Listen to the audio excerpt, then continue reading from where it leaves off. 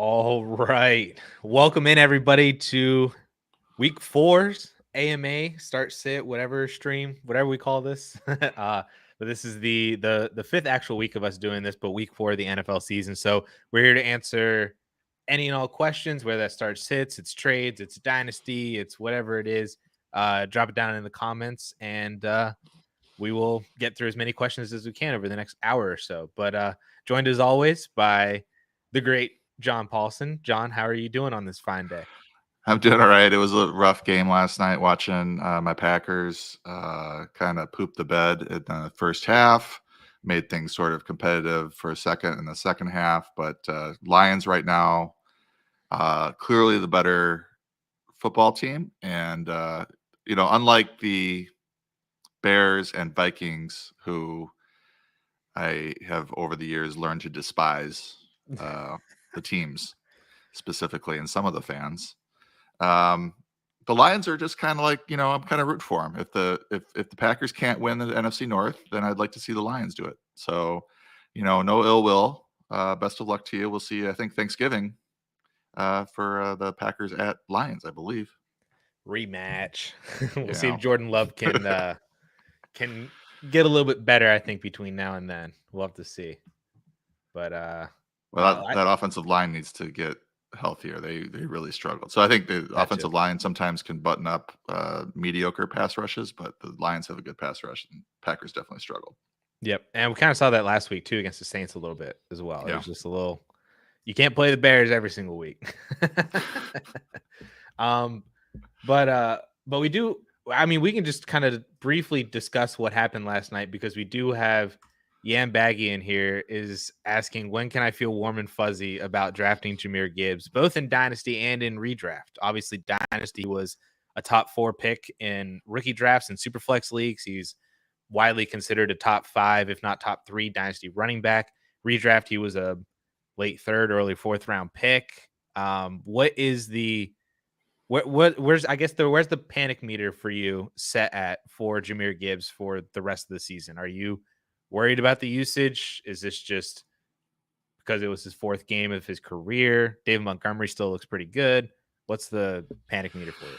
Yeah, I don't know how you feel about this, but on draft night when they took him, I think it was the 12th overall pick, it was a surprise given the presence of DeAndre Swift, a similar type player. Jamal Williams. I don't remember if they moved on from Jamal Williams before the draft. I think or they after. had. He had already signed with the Saints, and they had already signed David Montgomery, but they still had Swift on the roster. Right. So you're thinking heading into the draft that it's going to be Montgomery in the Jamal Williams role, Swift in his role. Pretty easy to predict. And then they went out and drafted Gibbs with such high draft capital. The Lions aren't in a position, I don't think, to use a top 15 early first round pick on a running back. They have other holes they could have filled and just kept Swift on the roster, but they saw something in Gibbs. And I think that signaled to those of us trying to read the tea leaves that they were going to use him more than they used Swift. They were basically done with Swift. They traded him away to the Eagles. And I think we thought that he'd have a Swift plus role, at least, maybe not a 20 touch person, but, more of a 15 to 18 touches a game type player, with Montgomery in a complementary role, more of an even split as opposed to what we saw with Swift and Williams. So it just doesn't make draft capital sense for them to use that capital on Gibbs and then not use him, but that's what they're doing. They got the 32 carries to David Montgomery. He obviously had a huge week 1 against the Chiefs. Gibbs 8 carries for 40 yards, 4 catches for 11. They're using him as a receiver, but not, in any inventive, creative ways that are getting him lots of yardage. I think he's good. I think he's really good, but when can you feel better about it? I think redraft, it's going to be a little dicey rest of season. I mean, they might ramp up his touches some if there's any sort. I mean, I don't think Montgomery is going to be able to handle 32 carries a game and stay healthy. We've already seen him get banged up and miss a couple games. So he might not stay healthy, but if Montgomery is healthy, I think you might see him pretty likely in a lead back role like this, where he's seeing 18 to 20 touches on average per game. Gibbs in the 10 to 12 touch they were very fortunate last night to be able to run the ball 43 times. You're not going to be able to do that every week. Obviously, the game script favored him. So, Dynasty, I think, you're probably hoping for more usage as a rookie.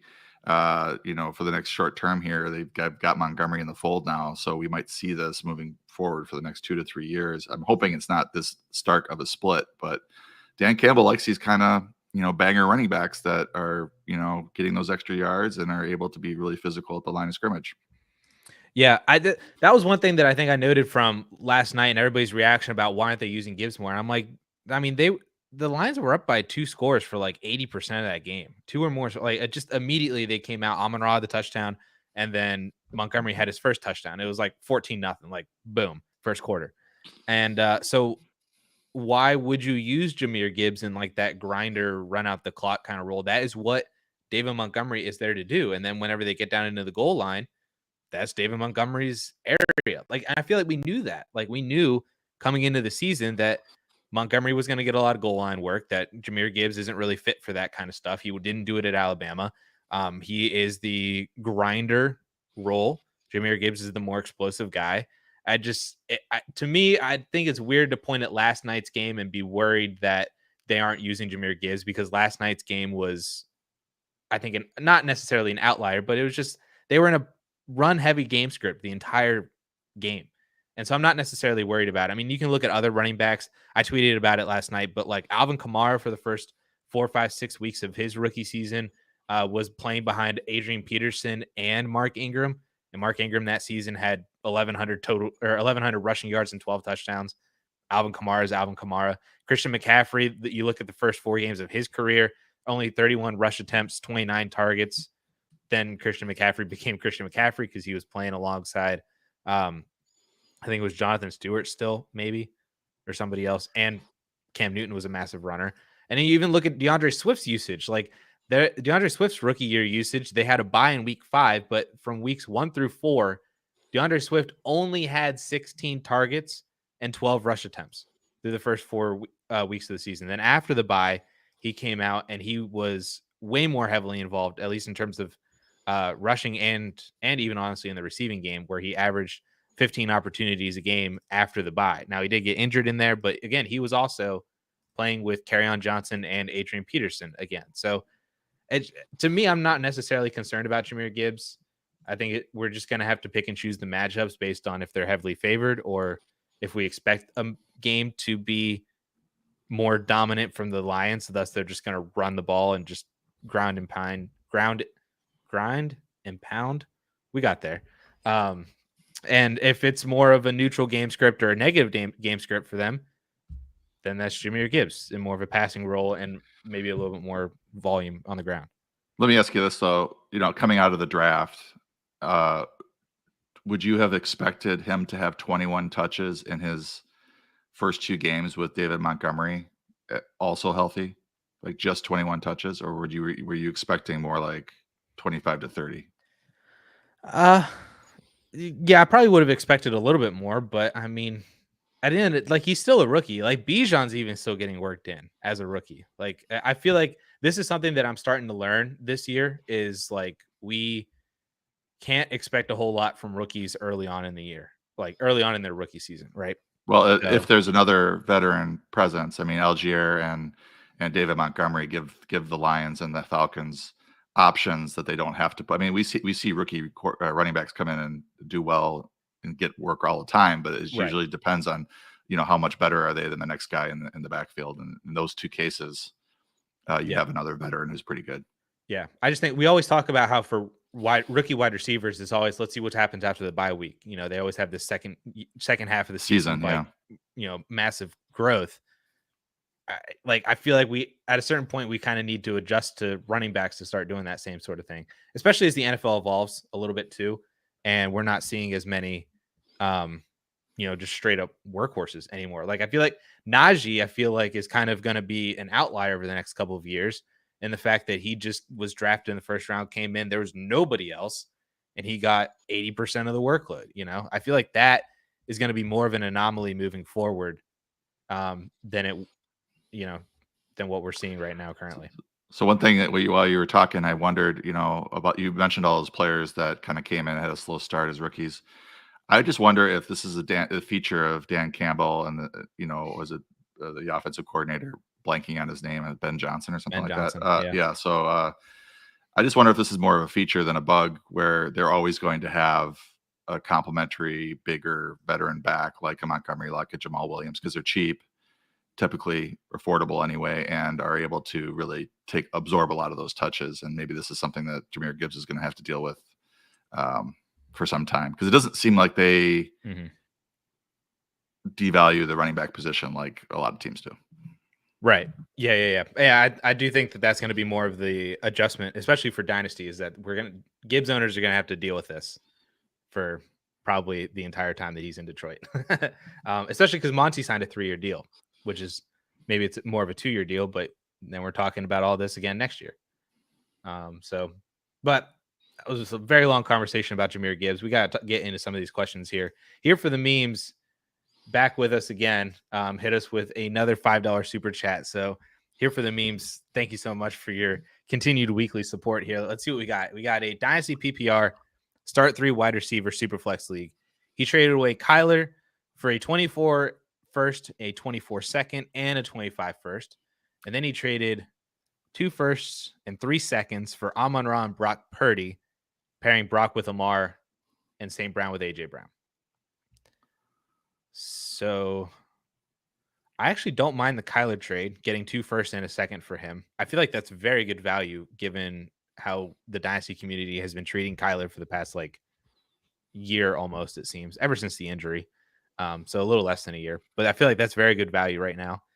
And then trading away 2 firsts and a few seconds for Amon-Ra and Purdy. Like, I feel like Purdy is worth the first to me. So then you're saying that you got Amon-Ra for a first and a couple seconds. I mean, I think both these trades are fantastic value. You've nicely moved around some of your assets to give you Lamar, Brock Purdy, Amon-Ra, and AJ. I like it. I'm glad you fielded that question, because I'm still trying to understand the 24. I think I got 2 firsts and 3 seconds for Amon-Ra and Purdy. So Right. Kyler, gotcha. So you're basically trading Kyler and a couple of seconds for Amon-Ra and Purdy, if I'm reading that correctly. Because the 2 firsts offset, and then essentially, yeah. You can read that. Yeah, essentially Kyler and a couple seconds for Amon-Ra and Brock Purdy. Yeah, it's a lot cleaner way to read it than what I was trying to go through individually. But yeah, I have to make it simple for me when it comes to Dynasty. When you put it that way, I think that's pretty solid. I mean, of course, you probably lost a little bit going from a 24 first to a 25 first, because you gave it 2 24s, but a first is a first whenever you get to that actual season. So that'll kind of cancel out. And yeah, I think that's fantastic value. It's a great job here for the memes. What are your long-term prospects on Kyler? I still believe that he's going to be a top 12 quarterback moving forward, regardless of what team he ends up getting traded to, or if he stays in Arizona. I honestly wouldn't be surprised if he stayed in Arizona, but I think that if he's going to get traded somewhere, he's going to go somewhere great and just be as good as he was, maybe even better than what he was in Arizona, because maybe he'll have an offensive coordinator who actually utilizes him, I think, well. The coaching staff seems better now in Arizona than it was. Right. So maybe, staying. I usually like to see a change of scenery when it kind of goes this direction, but he might be able to succeed in Arizona still. Mm-hmm. Yeah, I do believe that. But I've also been envisioning Kyler in Minnesota with Justin Jefferson. So it's been daydreams of mine. Cold Fusion is in the chat. He says, yo, and then it has a question. 14-team PPR Dynasty League. We're just going to hit all the Dynasty questions off the rip, I guess. Have a good set of wide receivers, Tyreek, Diggs, Keenan Allen, but I'm looking to add some depth. What do you think of Amari Cooper or Michael Pittman? What are they worth in draft picks? So I would take either one of them. I think is fine. I'd take Pittman over Amari, but if you can get Cooper at a not significantly cheaper, but at a cheaper price than Michael Pittman, then I would do that. Like if you had to pay a first for Pittman or a couple seconds for Amari, I'd rather pay a couple seconds for Amari. And that's essentially kind of how I would value both of them as well. If you can get Pittman for less than a first, though, I think that'd be fantastic. Or if you have some other kind of bench player at another position that you can then pair with a second or a couple seconds and go get Michael Pittman, then I would love that because his production has been, I think, really just I don't think people realize how good Michael Pittman has been this year to start the year with both Anthony Richardson and Gardner Minshew. Richardson has so far shown that he's at least a much better passer than I think we gave him credit for coming out of college. So if that continues, then that'll do well. Yeah, Pittman's 25, Cooper's 29. You're getting the 4 years, and Pittman's been really surprisingly great in what we thought might be a really run-heavy offense, but they've actually passed in the game and a quarter that Richardson played. They passed at a 60, 61% rate, which is pretty surprising. And then Pittman's one of those Matt Harmon guys that charts really, really well in the route running. So I always like to target those guys when I can. Baker Kids asking full PPR and a start 9. Who do you like more rest of season, Brandon Ayuk or Chris Godwin? And it's Ayuk for me. Yeah, it is for me too. I think they're similar talents, but you can see what's going on in Tampa. We've got a 3-game sample so far. It's Mike Evans or bust for Baker Mayfield. Godwin's kind of a complementary piece. Ayuk, is probably going to be breaking out again. I mean, he had a good season last year. But we know he's really talented as well. And now Debo's dinged up. So it's Ayuk for me as well. And then he's also asking if he should hold or sell Judy on a 1 quarterback start 10 PPR on a rebuilding team. Basically, my answer for this would be if you can sell Judy for a 24 first now, I would do it. If you're not getting offers like that, then I would hold him. It's essentially how I would view that. Are you in on Judy rest of season? I've been fading Judy all year. I don't have him on any teams. You could see the path for him to do well, but the injury in August or whatever it was set him back, and then you just don't know. I mean, if you have a healthy Sutton, you have Marvin Mims in there, you have a new quarterback or new head coach, offensive coordinator. I didn't see him carrying over what he did last year.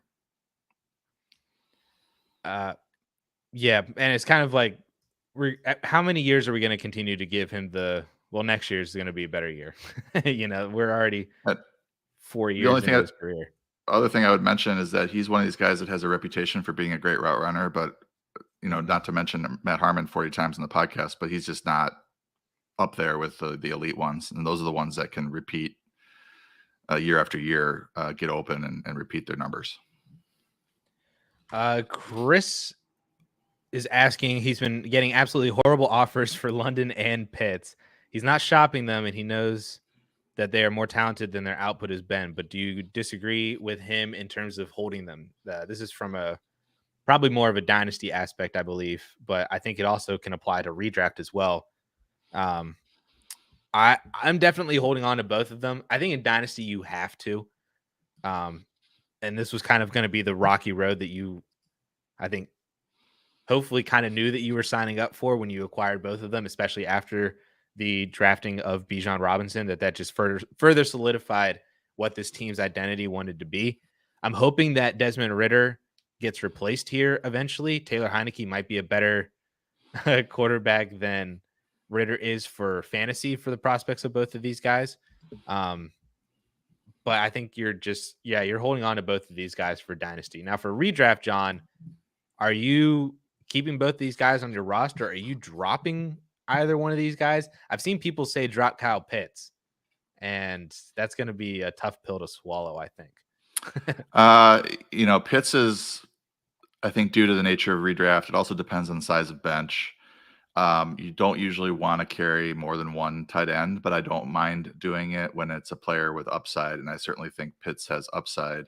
He's leading the league or his position in air yards, which, with Desmond Ridder at quarterback, it's more like prayer yards.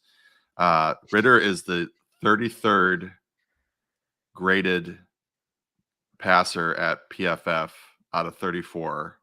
Bryce Young is 34th, by the way.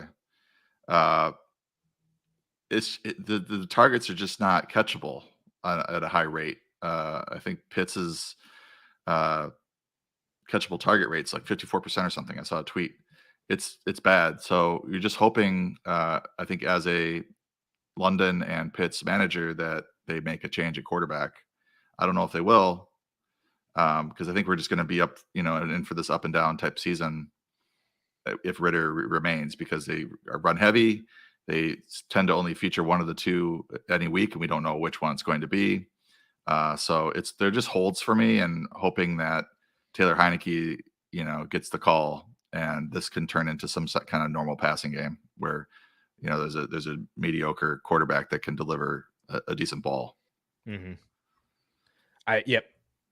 I'm gonna run through a couple quick Dynasty questions that are relatively quick and easy to answer. And then we'll get to the fun start sits, John. So let me just run through like 3 or 4 of these just to answer these questions. Greg's asking, should he trade Kyron and Brandon Ayuk for AJ Brown in Dynasty? I absolutely would, even in a 16-team league. MV's asking, what is a good deal for Puka? What is a good return for him? Also in Dynasty, I would take a 24 first. I've been saying that for a couple weeks now, that I would just cash out for a first. I've seen people get more than a first. I actually saw somebody get 2 firsts for Puka a couple weeks ago, which was insane. I would be willing to just take 1, but that kind of gives you a starting framework for how a deal should work out.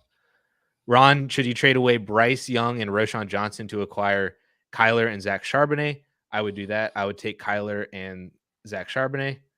And then where was the other one? The Tua trade. Where is it? 1 early first and 1 mid first for Tua in Superflex. I would take Tua unless that early first has a good chance to be either Marvin Harrison or Caleb Williams.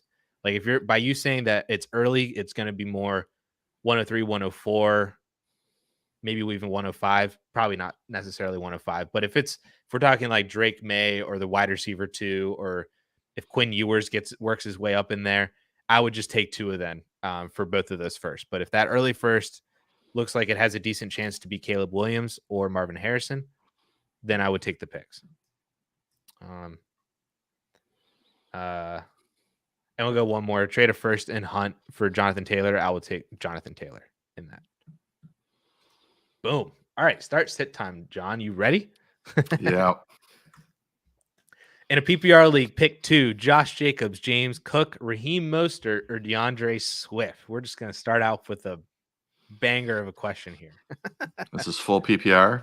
Full PPR. Josh Jacobs, James Cook, Raheem Mostert, or DeAndre Swift. Do you ride the coattails of the Mostert boom game? James Cook is good in PPR. Josh Jacobs has been a little bit slow. DeAndre Swift has looked really good the past 2 weeks, even with Kenneth Gainwell back last week. I've got Jacobs at 6, Mostert at 8, James Cook at 10, and then Swift at 15. So you have like 4 really good options here. Jacobs does worry me. He just has been he's getting like good volume and stuff, but 19 for 48 in the first game, 17 for 62 last week. He had 9 carries for -2 yards against Buffalo. I think Buffalo's giving up like 5.7 yards per carry, 5.6 yards per carry to running backs, but he had a terrible game against them. He is involved as a receiver, but I'm just kind of worried about this Vegas offense in general and the offensive line. I might move him down. Is Jimmy G playing? He is.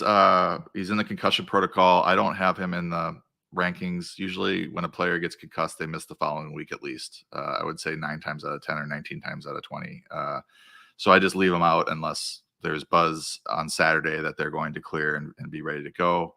He did, I think, participate in something yesterday, and there was some hope that they were going to be able to clear him. But I've heard that before, and it's just a race. It's a race to get through the protocol by Sunday.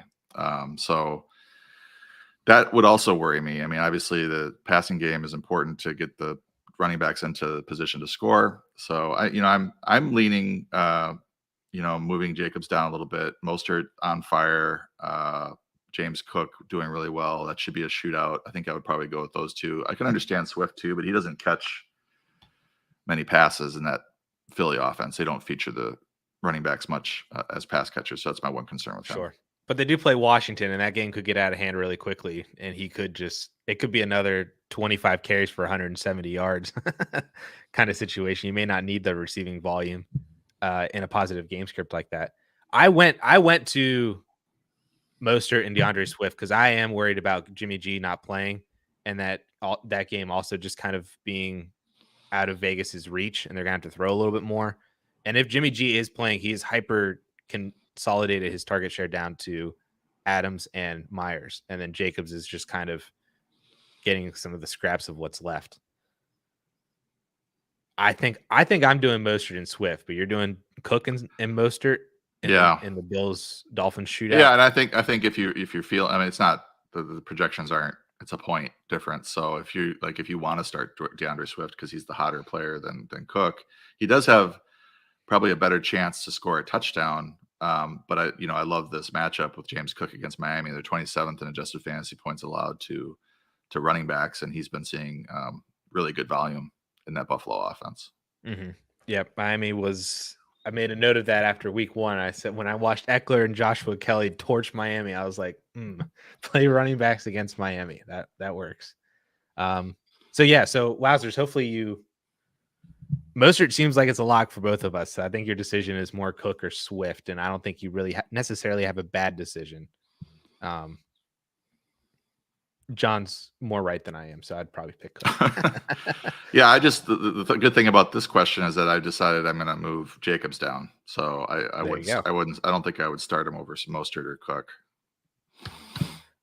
In another PPR league, Michelle is asking a start sit between Tutu, Tank Dell, Zach Moss, Alvin Kamara, or Kyron Williams. She needs major upside from this. So I'm assuming we just need to pick one of these guys, whoever has a ton of upside or at least has the best chance of hitting a good ceiling. Last night was brutal for her. She said maybe she played against Monty, or maybe I'm trying to think. Maybe she had Gibbs and now needs some upside. So in a PPR league, I would like to say that the wide receivers have the most upside. I think Zach Moss is all right. I don't know if I trust Kamara off the suspension in week 1. Kyron Williams, though, is really, really interesting. The fact that they play Indy, but Tank Dell has been hot. Yeah, I think this is an interesting one because PPR, you start to favor receivers, but these 3 running backs are very likely to see heavy touches. Probably Kyron and Moss more so than Kamara first game back, but you could also see they Kamara, play Tampa. Yeah, you could also see Kamara with a big workload this week because he's not coming off of injury; he's coming off suspension. But the rankings, the projections say Kyron first, then Moss, then Kamara, and then you get into the receivers. I think it's just easier. There's the floor with running backs. It's easier to get them the ball. And I think with Moss and Kyron, you do have upside because you have multi-touchdown upside with both players. I feel a little bit better about Kyron because Matthew Stafford's not going to be sneaking in 2 touchdowns. But as Daigle said on the pod, Anthony Richardson might be limited around the goal line coming off the concussion. They might not run him until he could prove he could slide, not put his head down at the goal line. So it might be Moss, sort of taking those touches this week. I think Kyron is probably the best answer. He's seen like 100% of the running back touches in every single week, especially since Akers was traded. And like you said, even if Richardson doesn't take as much running, he's still going to take more than what Stafford would and more than Ronnie Rivers or Royce Freeman or whoever the heck is still on the team behind Kyron. So I think Kyron is the answer here in terms of safety and ceiling. And I think with the receivers, if there is upside there because Tank he did catch a long one. I don't know if Tutu's really working downfield a whole lot, but Dell did have the huge game and is a threat deep. So if you're looking for like a 7 for 150 and 2 touchdown day, that is possible from him. I just think you're really lowering your floor with any receiver because he could easily go for 3 for 30 with Nico Collins having a big game. Sure. Kyrus is asking, still in a PPR league, so we're sticking with the same rankings here. He needs 2 guys out of DeAndre Swift, T. Higgins, Deebo Samuel, and Kyron Williams. So we've already kind of hit on Swift and Williams a little bit. We now add the 2 wide receivers of T. Higgins and Deebo Samuel. T. Higgins has had 2 dud weeks and 1 boom week. Deebo, a little banged up, as we mentioned a little bit before. And they also get Arizona. So I could just see Christian McCaffrey having 250 yards, and the Niners don't really need to do much. So I think because of that, I still stick with Kyron Williams, and I stick with DeAndre Swift as well over the wide receivers. You have this Kyrus has a good problem here. These are 4 of the top 39 players in the flex this week, so it's a good issue to have, good depth to have. Kyron, I think for sure. And then for me, the choice is between Deebo and Swift. Deebo being dinged up might have him slide down the projections a bit. Addison, you bring up a good point about this game. Like, I took, I might have cursed them, but I took the 49ers in the survivor pool for the Super Bowl tickets, the BetSperts pool. So I'm hoping, both times I picked against the Arizona Cardinals, it was dicey with Washington. And then the Giants the following week. So I went away from them last week, and they won against Dallas. And now I'm back to it because it's in San Francisco. I think that the 49ers are really talented, one of the best teams in the league. Yep. And they should have control of this game from the outset, and they could just kind of shut Deebo down if he plays at all. So I am a little worried about his snap share in this game because he's pretty dinged up. I wasn't practicing as of yesterday, so I haven't seen what he did today. But so I probably would lean Swift over him at this point, but kind of keep an eye on the rankings. There we go. Brock is in a full PPR. Would you trade away Cooper Kupp, DJ Moore, and Khalil Herbert for Travis Etienne and Brandon Ayuk? I'm just going to assume that this is a redraft league. And well, to be honest, I don't know if it really necessarily matters if it's redraft or not. I think I'm taking Etienne and Ayuk, regardless of the format. Kupp's enticing though, but the wording around Cooper Kupp still from like McVay and the team just does not inspire confidence in me that he's returning anytime soon. Wasn't it hopeful that they're returning? He's returning week 5. I saw something. Yeah, hopeful is hopeful. You don't want to see hopeful. You want to see we were expecting him to return. It says Cooper Kupp might not be ready to go week 5 when he returns. Yeah, McVay maintaining hope he's available. Hope. And I'm not sure when their bye is. Doesn't inspire confidence in me, John. To be honest, I've kind of been expecting that Cooper Kupp wouldn't be back until November. Their bye week's in week 10, which is 10, yeah. November 12th. So I would take Etienne and Ayuk then. And DJ Moore doesn't he's a good player, but it's not going great with Chicago. They're kind of circling the toilet. Maybe things get things going, but their first 3 games have not inspired much confidence.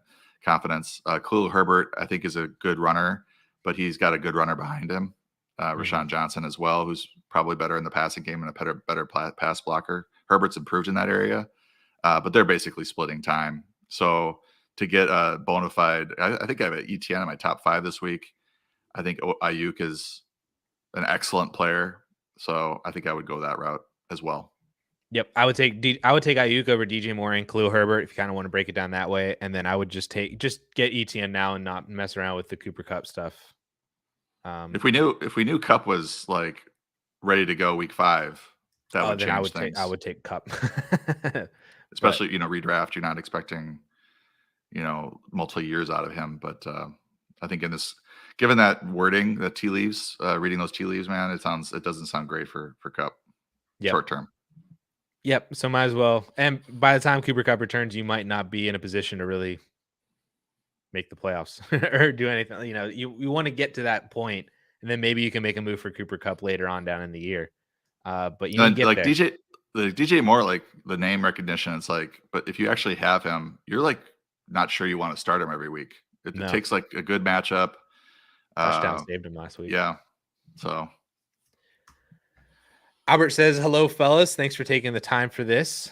Need some starting guidance. He needs to start one of these two, A-Chain or Javonte Williams at running back.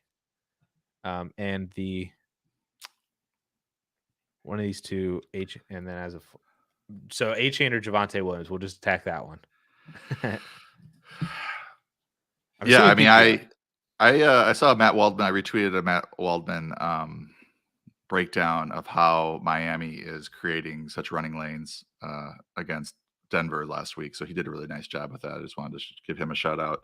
I don't think it's hard to create running lanes against Denver, though. Right. But I mean, the theory behind it was pretty interesting. And that's why Mike McDaniel likes running backs with so much speed, is they're able to create these problems on the perimeter. And then once you create problems on the perimeter, you're able to fake that you're going to go perimeter and run up the middle. And it just is causing all sorts of havoc because these A-Chain and Mostert are just faster than any of these linebackers that are on the field. So based off of that, my thinking on A-Chain is, because we view him as the RB2 right now, but he was actually first half leading carries. Mostert was getting the catches, and then Mostert came back with some rushes. And I think, heading into the season, we were thinking that A-Chain would be the pass catcher and Mostert would be the primary runner. But against Denver, they flipped the script. So I don't think that they're going to put the genie in the bottle against the Bills. I think they're going to try to do the same things that work so well against Denver. They're probably not going to work quite as well, but the Bills' rush defense is not their strong suit either. 5.6 yards per carry allowed to running backs. And if the Dolphins want to run the ball, I think they'll be able to. So long story short, Javonte also has a nice matchup this week against Chicago. So this is a tough one. I might go with the guy that scored 50 last week. I think that's where I lean, because we're still there's still issues with Javonte that he's still working his way back from the ACL injury. He's still the offense just in general is not very good. I think I'm trying to catch lightning in a bottle again with A-Chain. And it's a little point chasey, but I think it's okay when the guy scored 50. And then Javonte, I think, maybe gives you a touch floor that's higher than A-Chain's. So, I think you're going to get 15, 17 touches from him against Chicago, which should be enough for him to do well. But A-Chain just has like multi-touchdown upside. And I like last week's usage relative to Mostert indicates that they want to get him significantly more involved. The one caveat is that Jalen Waddle is out, but I don't know how much Jalen Waddle's absence affected A-Chain usage. Right. It might be some, because they were like, okay, we only have one receiver, and we're going to really stress the running game. And now they had Waddle back. That might shift things a little bit more to the pass. But as I said, the Bills are vulnerable against the run. Right. Like you said, if they want to run, they'll probably be able to run. So I would go back to Devon A-Chain and go for him. He has a much higher ceiling as well too. Seth hit us with a $5 super chat. Thank you so much, Seth. He said that he sent away DJ Moore in a 2026 second for Jackson Smith and Jigba and a 1 quarterback half-point PPR dynasty keeper. Do you win or lose that trade? And then he also traded away, I'm assuming that's Christian Watson and Luke Musgrave for Drake London and a third.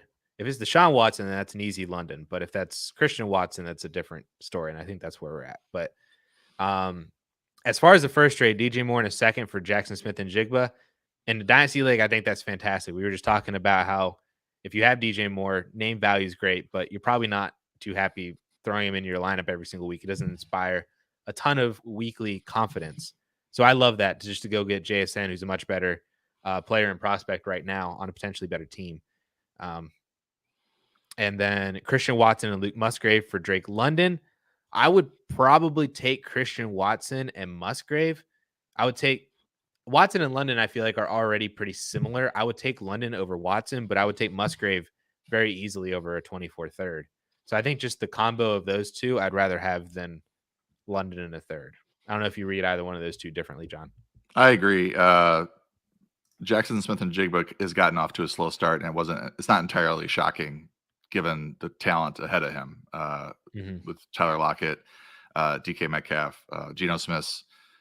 rapport with those guys, experience with those guys, it's not shocking that he has not. There just weren't a lot of targets available for him to come into unless they force fed him targets. And we saw some video of Geno kind of pumping up JSN. JSN doesn't look particularly happy with his role, but long term, Lockett is getting older. If he moves on, you all of a sudden have JSN in a much bigger role in Seattle, and it should go well for him. And I agree, if that's Christian Watson, I want that side because, as you mentioned, Watson and London are pretty close. Musgrave is a very nice prospect. He got concussed last night, but that's why he wasn't doing much. He missed part of the game, but he's been very. Guara went off. But Musgrave looks really fast and athletic, and I think he's along with Laporta, looking like the next great talent at that position, and they like to use him. He won that job right away in camp, so I think he's going to be entrenched there for years. I agree. So, Seth, I think you're 1 for 2. But the one that you hit on was really, really good. And I don't mind Drake London. I don't mind getting that side of the deal. But the Watson and Musgrave side, I think it's just a little bit nicer. But the JSN trade, absolutely fantastic. The other thing with London and Watson is interesting because of the quarterback situations. I think I do feel better about Love than we do about the quarterback situation in Atlanta long term. I mean, they might get somebody better. They're a decent team, though. How good of a quarterback are they going to be able to get in the draft? They have to hit on maybe a middle round pick. As opposed to getting a Caleb or something. So, I feel pretty good. For Kyler.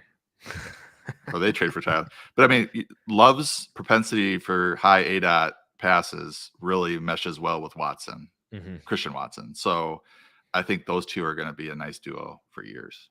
Yeah, I feel better about that. The Packer side, but I'm a Packer backer, so I think this is an interesting question. Andrew's asking, can you rank these 3 rookie wide receivers, JSN, Quentin Johnston, Marvin Mims, for potential PPR dart throws? I'm assuming maybe for this week, but we can also maybe include rest of season as well in this because I think it's just interesting. But he said this week specifically, he's probably a decent underdog. So upside is preferred. Probably preferred. So yeah, JSN, Quentin Johnston, Marvin Mims, all 3 of these guys have talent in and of themselves. Quentin Johnston obviously is the hot name after the Mike Williams ACL injury. Mims looked fantastic. I think he's averaging somewhere close to 30 yards per route run or something like that. Yeah. And then we just talked about Jackson Smith and Jigba as well. So we can just attack both of these individually. If you just want to go, who do you prefer more as a dart throw this week? And then maybe rest of season, if that answer is different. I think, looking at my rankings too, this is an interesting situation with the Chargers because I prefer Palmer short term because Johnson just hasn't done anything yet. Also, reports out of camp were not great, but we've seen that before with rookie receivers kind of struggling early on and then coming on late in the season. So I do think that by the end of the season, he could be something. He could be a fantasy starter. I think Palmer in the short term is a better bet given what he's done when Keenan Allen and or Mike Williams have missed. And he's been a solid 12, 14 point guy. I think dart throw Marvin Mims. I mean, he's actually the guy who has done it. It's only 3 games into his rookie season. He's incredibly efficient. And you have to think that Sean Payton is not a dummy and they start to ramp up his routes to get him on the field more. And he does have a nice rapport so far with Russell Wilson. So I think from a dart, week 4 dart throw, I would rather go with Mims against Chicago. Quentin Johnson could deliver against Vegas. I mean, Vegas is a bad defense as well. And I wouldn't right now. I would have JSN just third amongst those 2, just due to the guys that are ahead of him. Right. I think that's exactly how I view it as well too. I think Mims is the better play this week. Quentin Johnston is the best play of the 3, I think, out of the entire season in terms of if you're looking for the most upside, his ability in the Chargers offense. And I just looked it up too. Their bye week is actually next week, the Chargers. So I wouldn't be surprised if they go into this Vegas game and they just say, you know what, Josh Palmer knows the offense. He's going to be the guy for this week. And then after the bye week, and we kind of talked about this earlier, is that we see these rookies take a big step forward after their team's bye weeks.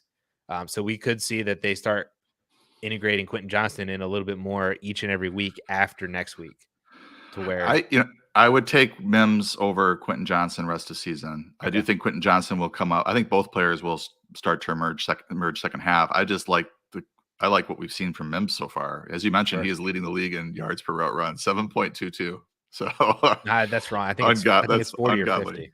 or 50. Mims. So the Broncos bye week, I looked that up. Is the Broncos bye week is week 9.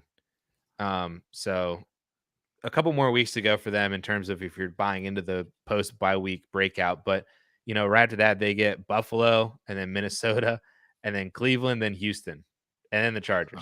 So it's a pretty up juicy and down matchups. Yeah, there's some juicy matchups there for sure for Mims right after the bye. On top of the fact that he gets Kansas City twice over the next 5 weeks after Chicago this week. So, there's certainly upside with both of them. But Mims this week, if that's what you're looking for. Zach's asking if he trades Ridley in the late first for T. Higgins in a 12-team dynasty. I would take T. Higgins in this. I think this is a pretty solid buy low for Higgins, but I also like it from the other side as well. So if you're competing, I'd probably hold on to Ridley in the first. If you are rebuilding, though, I would take T. Higgins, which might sound counterintuitive to trade away the first, but I would still take T. Ridley 28, Higgins 24. So buy back some years. Yeah. This is an interesting question of how far would Chuba Hubbard move up in the projections if Miles Sanders is either out or limited this week? Reports are saying that he did not practice today, which is not a good indicator for his availability on Sunday. I knew he was out yesterday, and I'm searching just to double check that to give you the proper answer. Not suited up Friday. Groin injury.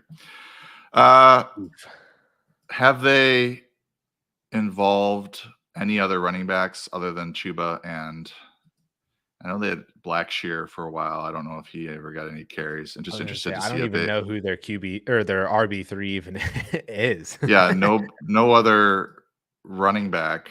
So the reason I asked that is, if they're rotating 2 backs behind Sanders, then it's more likely there'll be a committee if and when Sanders goes down. Right now I'm showing Blackshear as the RB3, but I don't even know. I'm not 100% sure that that's correct, but I'd always have to look that up. Chuba Hubbard and Sanders are the only 2 running backs to touch the ball, 53-21 right now. So he would be a pretty solid, Sanders is at RB 19 right now. I don't think there's a huge drop off in a 1-game sample talent. Like what can Chuba Hubbard do if he's getting bell cow touches? And I think you have to put him in that range there with Ramondre Stevenson, Jerome Ford, maybe below Karma. I might put him right at 19 where I've got Sanders. Just expecting him to have all the touches, but maybe a little bit, lower efficiency, yards per carry, etc. Right. I'm worried about this offense. They do play Minnesota, though. They do play Minnesota. So I'm also worried about the Vikings defense. So I think there's enough there that you could argue that he's a solid RB2. And we've seen him, another player that we've seen him do it before when he's had that opportunity to be the starter. Yeah. I think I'd be most comfortable throwing him into my flex, although a lot of people out there who probably need a running back this week. I know one of my redraft leagues, I'm like praying that Justice Hill plays, essentially. That's how bad that we've gotten on some of the teams. But so I would probably prefer him as a flex, and maybe you have better options at flex if you decide to go wide receiver heavy or something like that. But I definitely think, like John said, I think that he would be an okay back end RB2. We kind of played this game a little bit with Chuba last year when it was him and Deonta Foreman, and Foreman ended up being the guy. But if Foreman's not there, so I was gonna say there is no Foreman, and Raheem Blackshear is not Deonta Foreman, so Chuba could be pretty solid, and he offers receiving upside as well too. So there's I think Chuba might be a better receiver than Miles Sanders is. He probably is, so he could have that aspect of his game. I just want to go over what he did late last year. He had week 12, 17 for 65, no catches. Week 13, 14 for 74 and a touchdown with 3 catches. He didn't get the start in either one of those games, so he was just the complimentary back. Then week 16, he got the start, 12 for 125, no catches. Did not start week 17, came back week 18, did not start, but he had 21 carries for 69 yards and 1 target. So he's been a little up or down with his receiving, but this year he has 9 catches in 3 games. So I think you're getting a nice touch floor with him if Sanders is out. I don't see them. And he had multiple starts, 10 starts the previous year. So yep. And as we're talking about this, I literally got an FLA notification saying that Miles Sanders is questionable, but Bryce Young was a full participant, so he's in. So there we go. Which actually might be bad. It's bad for the Carolina passing game right now. I mean, Andy Dalton is probably better than Bryce Young right now, but he needs the reps. Yeah, he needs it, and he just needs wide receivers who can get open. that would be helpful. We got a couple Breece Hall questions in here. Daniel's asking DeAndre Swift for Breece Hall. I don't know. I'm assuming that this is a trade question. If this is Dynasty, I'm taking Breece Hall. If it's redraft, though, I think that's a different story. Would you take DeAndre Swift rest of season over Breece Hall in redraft? Yeah, I would take DeAndre Swift over Breece Hall, sadly. But given what we saw, and I think prior to last week, I might have had a different answer because we just didn't know what kind of split we might see with Kenneth Gainwell. Because if Kenneth Gainwell doesn't get hurt, Swift doesn't go off in week 2, and he probably is not having week 3. Like there might be more of he might be ramping up his workload, but they threw him into that week 2 game because of Gainwell's injury. Right. Now, Swift is looking a lot better than Gainwell, more explosive. I think looking forward now with what he did against Gainwell or what he did versus Gainwell in terms of touches, feeling pretty good about Swift as a really solid RB2. As for Breece Hall, extremely talented player, but this Jets offense is in the trash can right now with Zach Wilson. So I'd much rather have the guy playing for the Eagles with Jalen Hurts, even if he's not going to get a lot of catches or see a lot of touchdowns. He's a good bet for 15 carries for 90 yards, and maybe he scores a touchdown. Yep. Swift over Breece Hall for just this season, redraft. Breece Hall over Swift for Dynasty, though. And then Kyle was asking, with Breece Hall full participant in practice, no injury designation, does the leash finally come off this week? Or are we waiting a couple more weeks in here? Looking up their bye week, because I'm curious on that. Week 7. So we got a couple more weeks for their bye week before potentially we see the leash come off after the bye. I thought that with the Aaron Rodgers injury, they would ramp him up faster because they really need Breece Hall to be what he was like in week 1 for them to win games. He's a great player. He's a lot better than Dalvin Cook right now, but they seem pretty intent on ramping him up slowly. They probably had the conversation, well, this is what we wanted to do with a healthy Rodgers. We shouldn't accelerate his recovery timeline or whatever, give him too much too early just because we lost our quarterback. So I don't know if Breece Hall was limited all these practices. I mean, is this a big change for him? I can look at the injury report that we have on the site. I really hadn't been tracking Breece Hall. I just knew he's been playing. He was limited last week, Wednesday, and limited on Thursday, or full participant Thursday, and I'm assuming full today. So that was this week.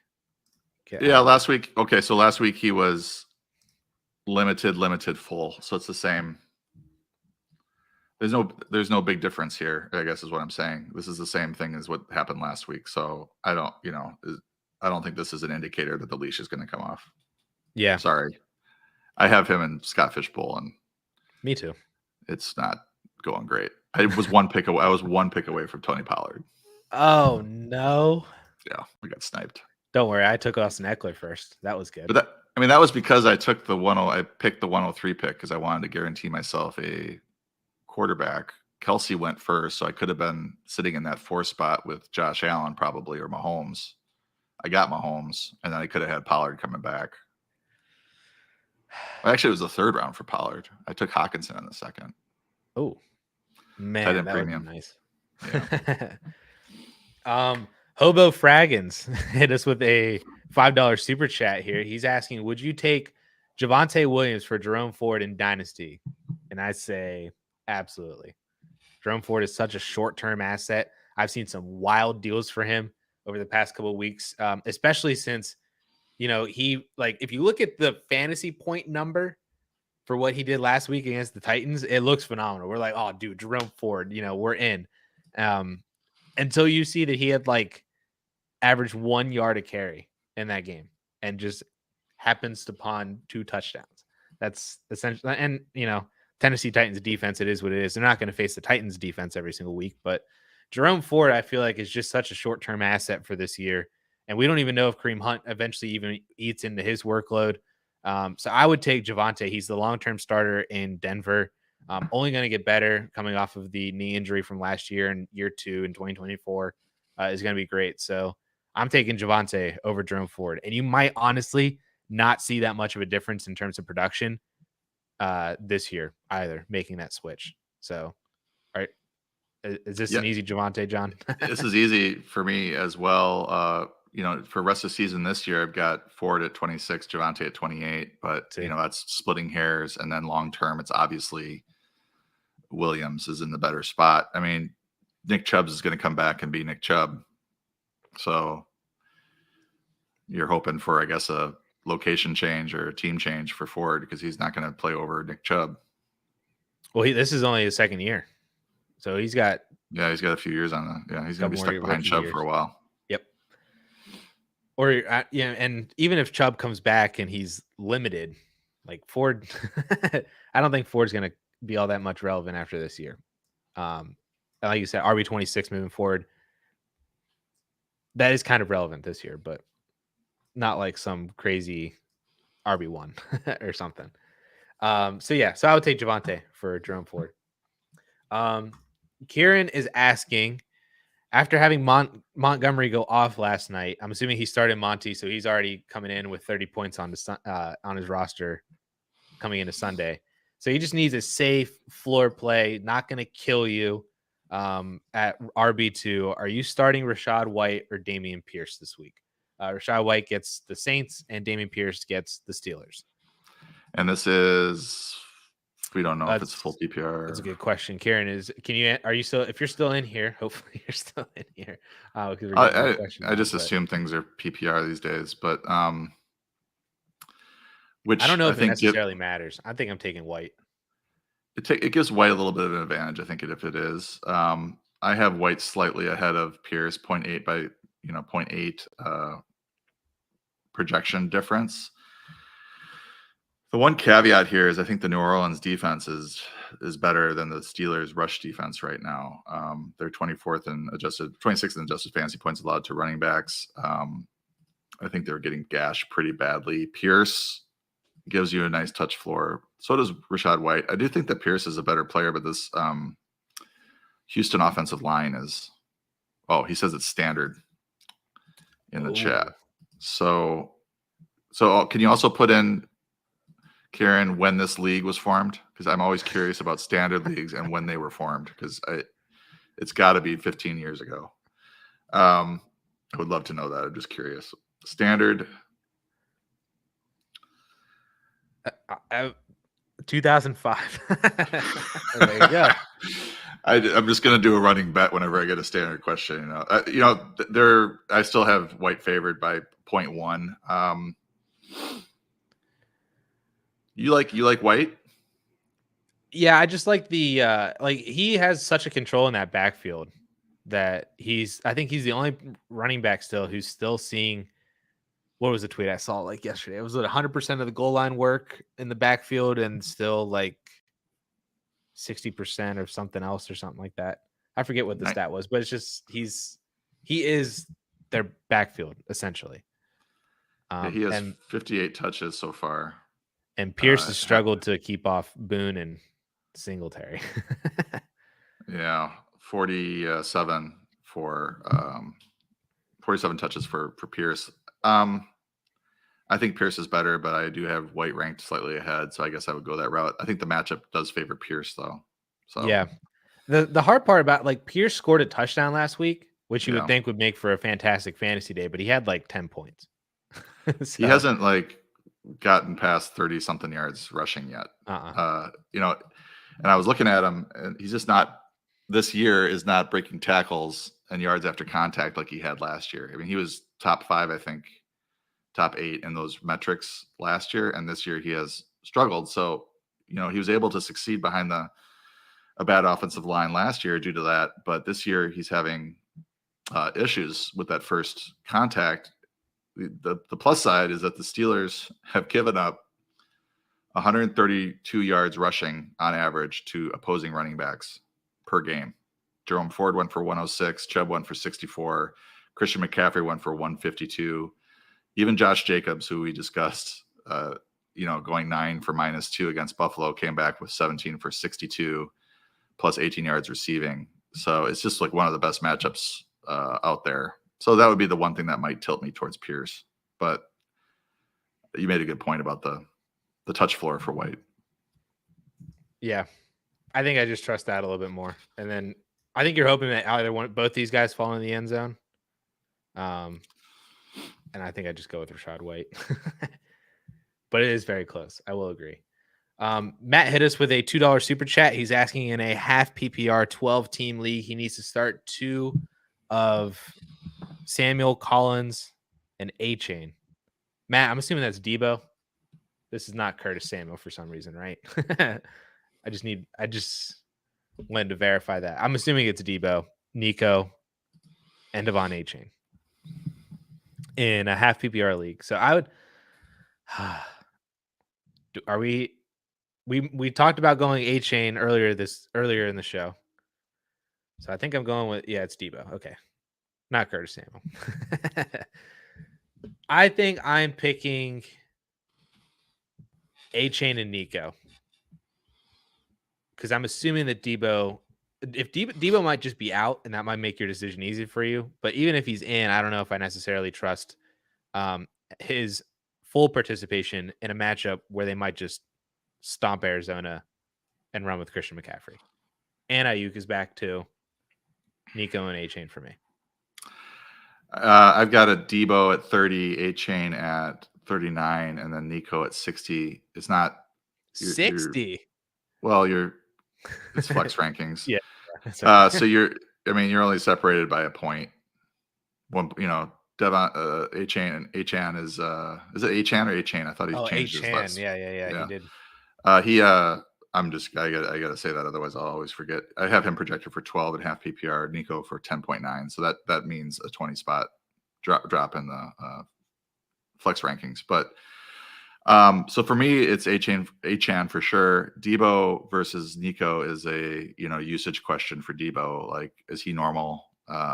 Getting his normal workload? Is he getting 80% of his workload? I think if he's getting 80%, then I would take him over Nico. Nico had the really good week 2, pretty good week 1. It was very quiet last week. He hurt last week. So I think if you're thinking Debo's going to, or the 49ers are going to stomp the Cardinals, then Debo will probably be part of that in the first couple quarters and get there. So I probably would go Debo and A-Chan. However, I would keep an eye on the news with Debo. If they say he's going to be on a snap count, they say he's very limited or he's very questionable to play, then go ahead and go with Collins.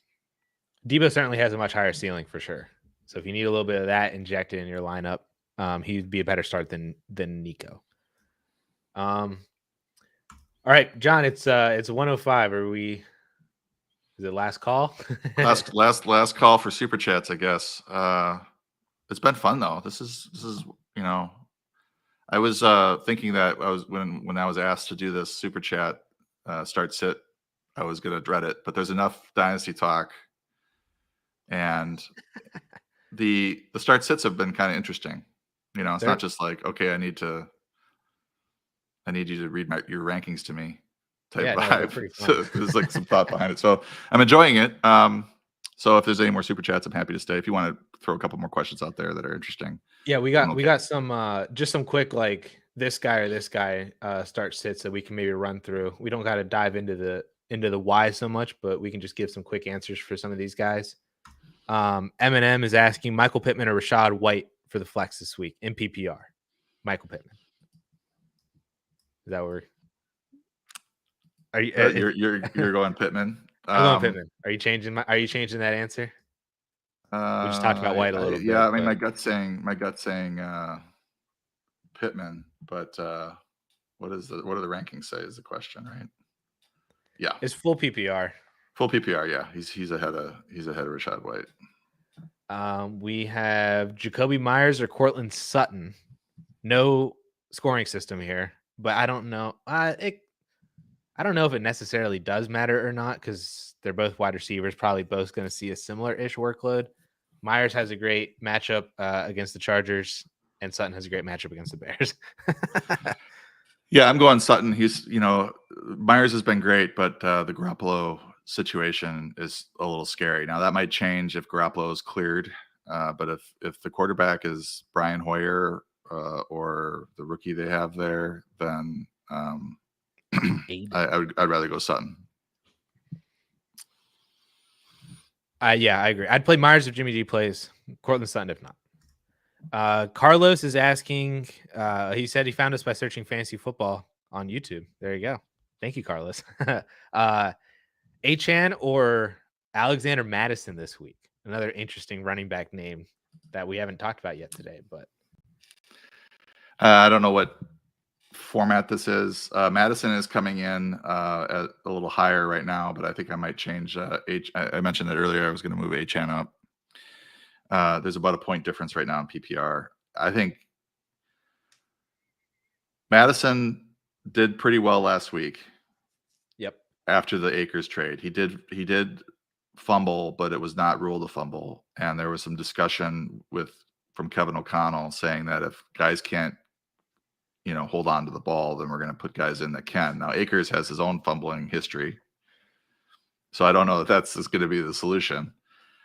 I wonder about this week, Akers' first week, and how much is he going to impact Madison's workload? Does he just take over the RB2 duties there, which hasn't been a whole lot?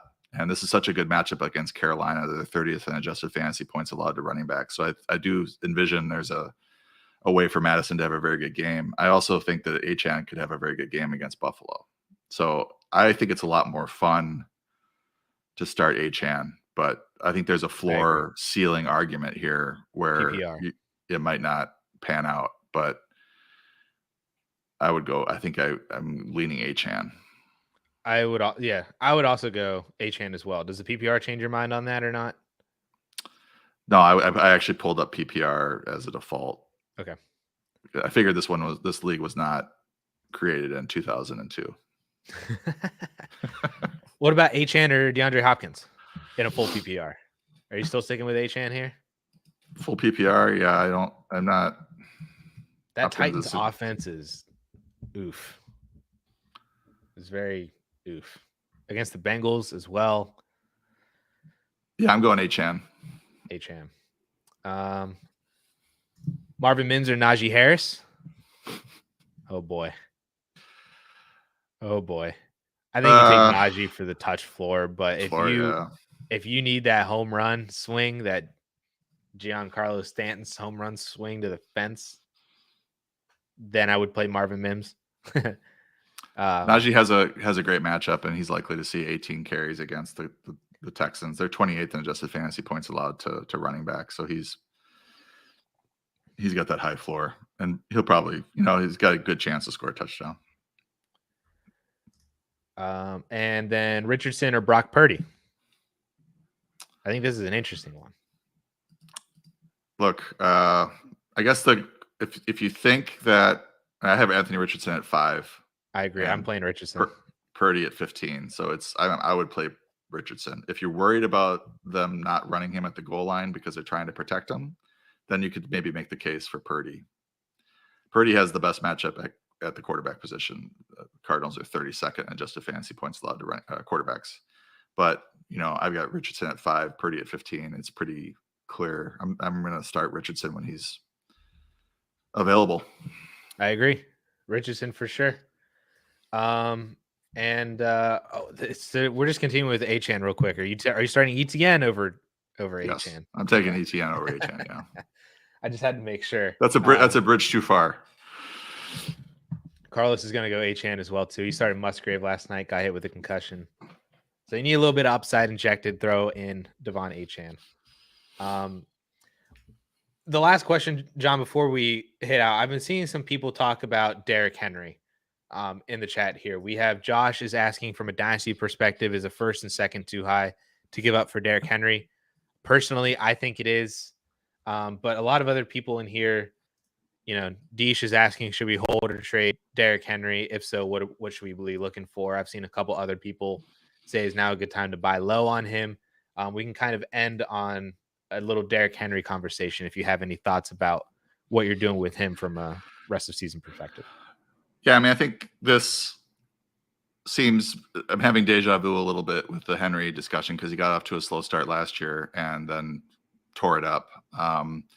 The only change here is that they really are working Spears in a lot. Henry only played 38% of the snaps last week, 71% the week before. Like, nothing in the first two games worries me.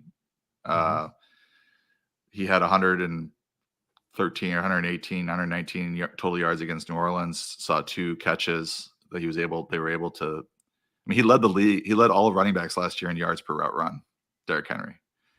Right. So, why are they not throwing him one pass every quarter? I say that every single week. Against the Chargers, 25 for 80 and a touchdown with 3 catches for 15. Nothing worries me about that. The Cleveland game's a little weird. It was 11 for 20. They could not get the running game going. He ended up only playing 38% of the snaps. So I think you're looking forward. The Browns are a really good defense. Cincinnati is third in adjusted fantasy points allowed to running backs. He might not have a great game this week, although if I remember correctly, the Bengals, even though their adjusted fantasy points allowed are concerning for Henry, they've given up 152 yards rushing, 5.1 yards per carry this year. So this could be a game where he actually gets off. Then he's got Indy, Baltimore, who's 23rd in adjusted fantasy points allowed to running backs, Atlanta, Pittsburgh, Tampa. Nothing too alarming there. I think the thing is with Henry is if you look at his close of season, Carolina in week 12, Indy in week 13, Miami in week 14, Houston in week 15, Seattle in week 16, Houston in week 17. Like I would not trade him away. I would if you're looking, I would hold for this and hope you can make a run at the end of the year. But I think even in the short next 3 to 4 weeks, he will have some normal Derrick Henry games. There was nothing wrong with his 18.5 PPR that he scored against the Chargers in week 2. So I don't think that the ceiling is necessarily there because he's not playing as many snaps. So in bad matchups, he's not going to be out there 80% of the time getting 25 touches. He's averaging 17 carries and 1.67 receptions this year, and that's far below his usual 20 touch per week output. Sorry, that was long-winded, but I've been thinking about Derrick Henry. Yeah, no, I do agree. I think he's definitely a good buy low right now. I don't think you need to send a first and second for him in a dynasty format. I do think that in a redraft format, I would love to see what I could try to do if I could move away like a Rachaad White or, some of those other lower level like RB2s and try and get off of them to a more established Derrick Henry. So I do agree on that. We did get a super chat at the buzzer though. In pick 2, Garrett Wilson, Jacoby Myers, Jerry Jeudy, or DeAndre Hopkins. Tyler, if you're still in here, if you could drop the scoring, if it's half or full PPR, or maybe if it's standard, if you've been playing since 2005. But that would just help us give you the best possible answer for this. But since they're all wide receivers, it may not necessarily matter all too much. But pick 2 between Garrett Wilson, Jacoby Myers, Jerry Jeudy, DeAndre Hopkins. Jacoby Myers, I think, is 1 for sure.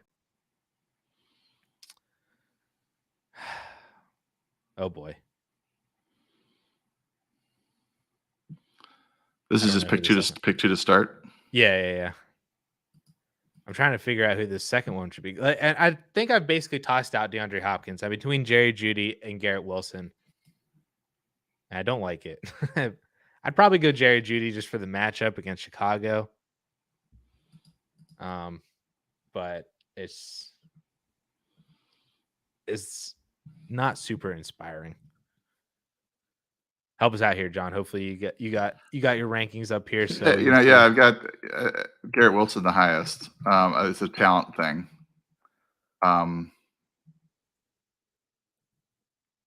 then the other three are kind of jammed together. I'm worried about the quarterback situation with Vegas. If Garoppolo plays, then I think I would go Garrett and Jacoby.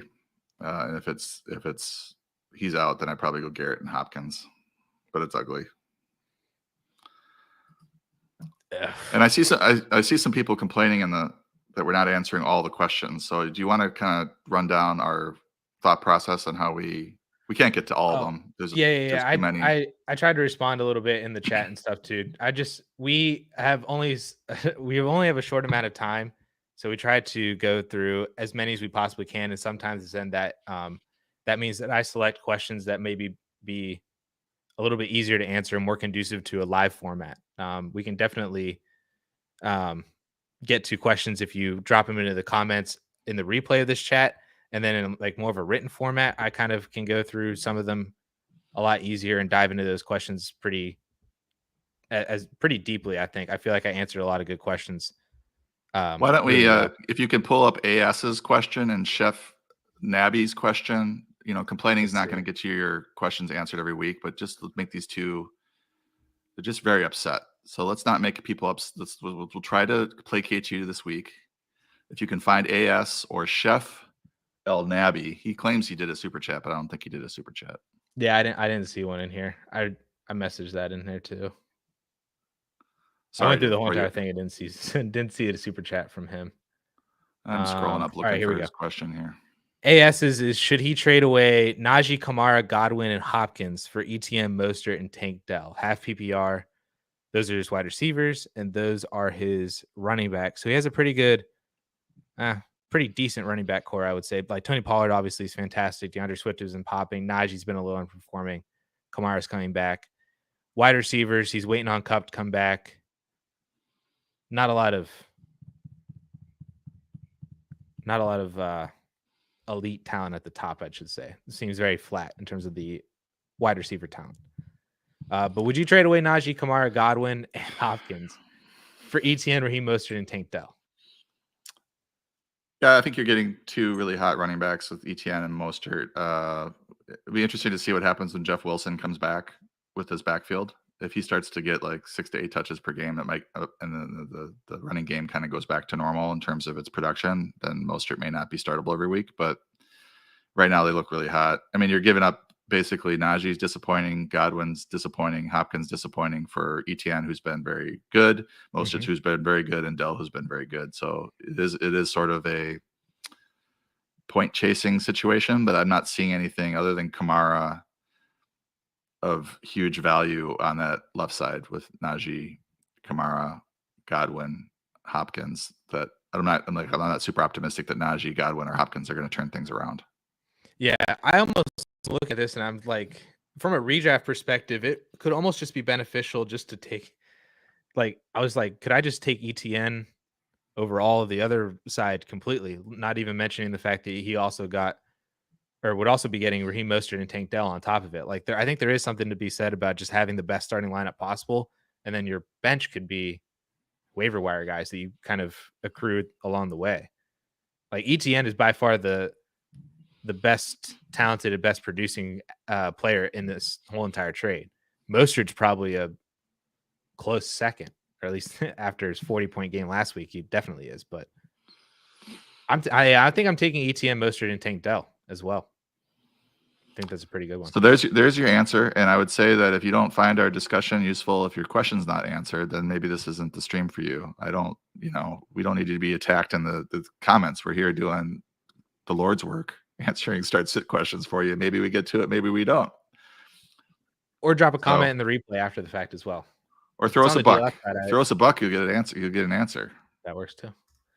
This is Chef's question. I found his. Someone offered me Hurts, Mark Andrews, and Breece Hall for Anthony Richardson, Saquon Barkley, and Darren Waller. So it goes from Hurts to Richardson, Andrews to Waller, Brees to Barkley. I'm taking Hurts and Mark Andrews. I guess he's going from Richardson to Hurts, Waller to Andrews, Barkley to Brees. I think I'm taking Mark Hurts Andrews and Brees Hall for Richardson, Barkley, and Waller. It's a tough sell though, because you are losing. Like, is the upgrade from Richardson to Hurts worth the downgrade from Barkley to Brees Hall? So I mean, Waller to Andrews is fantastic, but I think there's an argument to be said that Richardson and Hurts could be similarly producing moving forward because of Richardson's rushing floor. That maybe it's just better to take Saquon over Brees Hall and then deal with the tight end later with Waller. And Waller's not a bad tight end either. He's just, the Giants have just started out really, really slow. Maybe he gets better.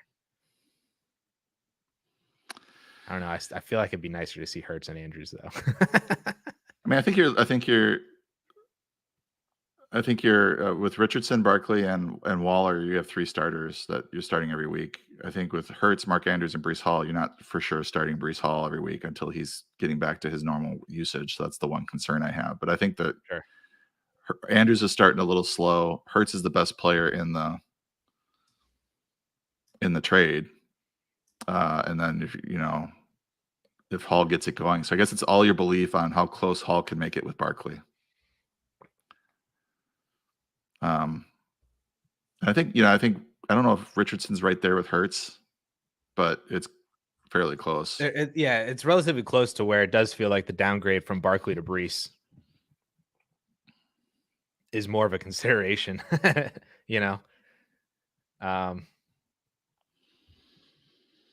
then now the people in the chat that didn't complain are upset that people that complained got their question answered. But here we are. Chef says he does have Taylor, Mostert, Swift, and Stevenson at running back. So maybe he doesn't necessarily need Barkley. Right? Then he can take the upgrade at the other 2 positions. Yeah. And now you're starting Swift and Stevenson.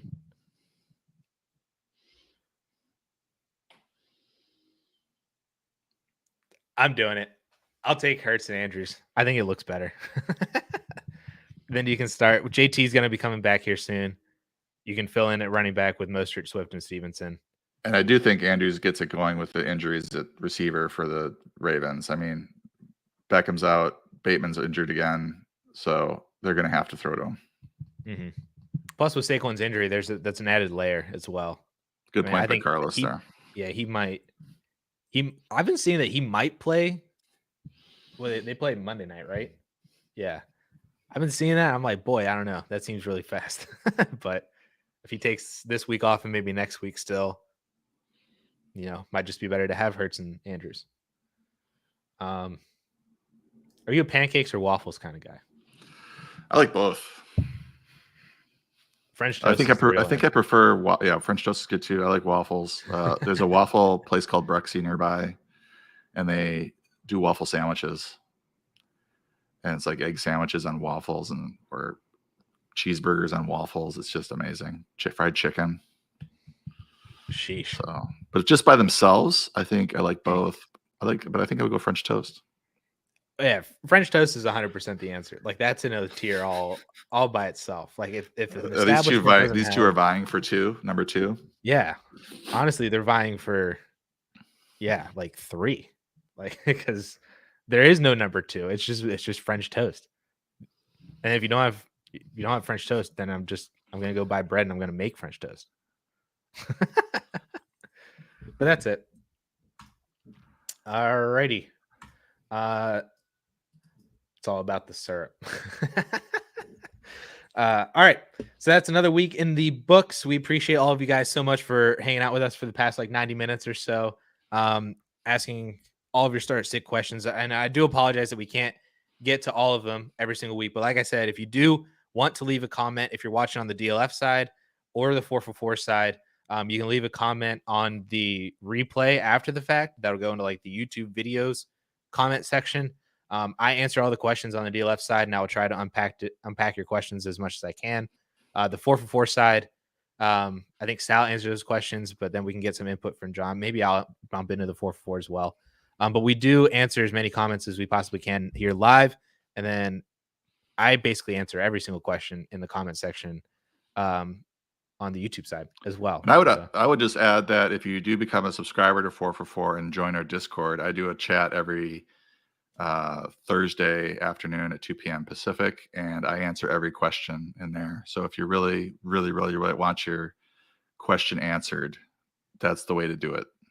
Plus, you get access to all the rankings and the tools and it's so much better just to be sign up to 4for4. We've got ways for you to get a free subscription with our partnership with Sleeper, BetMGM, and Vivid Picks, and get a free subscription. Join the Discord. Boom.